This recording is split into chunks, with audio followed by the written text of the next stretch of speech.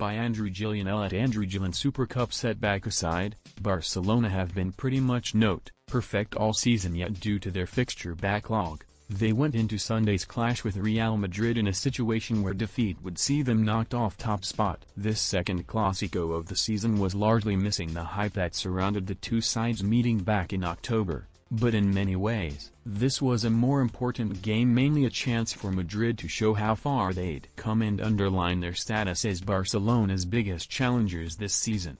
But as they so often do, Barca buried their opponents under an avalanche of first-half goals. Any worries that they would be rusty after another week of inactivity were shaken off by Alexia Putellas's opener, a powerful strike that Misa couldn't keep out even though she got a firm hand to it. Barca were relentless after going in front, and Jenny Hermoso capitalized on a poor punch by Misa to make it 2-0. Before two goals from Asato Shola either side of halftime, the second a slightly fortuitous one as an attempted clearance struck her and rebounded into the net, made the result safe. Both teams ended up finishing with only 10 players on the pitch. First, Misa was sent off for handling outside the area, and then Barca's Moppy Leon earned a second booking by bringing down Sofia Jacobson for a penalty, converted for a consolation goal by Olga Carmona. The number of games in hand that Barca has given the top of the table an illusion of closeness, but the results between Barca and their closest challengers show a very different story. Levante on a charge after a slightly sluggish start. Levante are now finally in their groove and racked up their sixth win in succession away to Deportivo Abanca in Sunday's late game. This followed up their highly impressive 3-0 demolition of Atletico on Thursday night. Some revenge for the Super Cup final defeat at least. This good form continued into the first half in A Coruña as goals from Mestre and Alba Redondo saw them race into a 2-0 lead. It's already looking grim for Depor. This was their fourth defeat in succession since their mini-revival in December, but they gave it a real go in this game, pulling one back through Gabi and putting Levante under serious pressure before Esther popped up with her second of the game to clinch the points. Next up, they face Barcelona in a postponed game from the first half of the season, in what will be the stiffest test both sides have faced of late. Madrid reinforced ahead of unlikely European push, sitting level on points with their two much bigger, resourced neighbors. Madrid CFF have been busy themselves during the January transfer window. Osinachi Ohala, Chukwudi Ogana, Lys Araujo and Lucia Leon have all arrived to add more depth to a squad which has exceeded all expectations so far this campaign, notably scoring a historic first-ever win over Atletico at the start of December.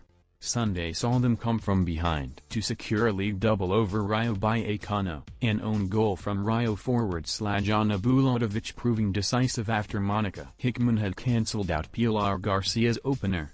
Their success comes from a solid base. Only Barcelona have conceded fewer goals than them so far this season, and with their league position having already secured a place in the last 8 of the Copa de la Reina, surely no one will relish taking them on in the knockout competition.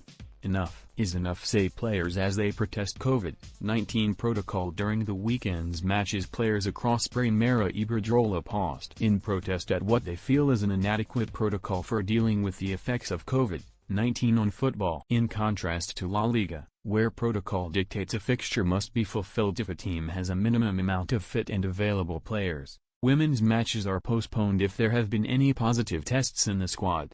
This has led to a severe fixture backlog for several clubs, most notably champions Barcelona, who have suffered 5 postponements this season because of their opponents reporting a positive test.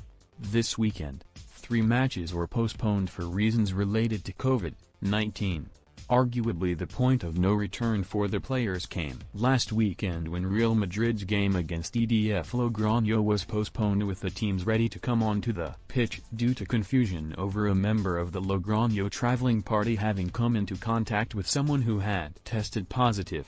A statement on behalf of the players was widely circulated across social media on Saturday evening as they called for 2 things to be implemented: a new protocol which would allow clubs to fulfill fixtures providing they have the minimum number of players required, and to give priority to rescheduling fixtures which were postponed in the first half of the season.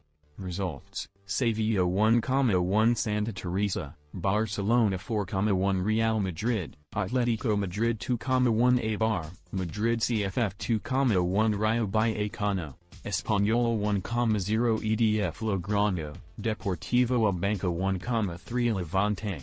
Postponed, Valencia, UDG Tenerife, Real Betis, Athletic Club, Sporting Huelva, Real Sociedad. All images via Marca.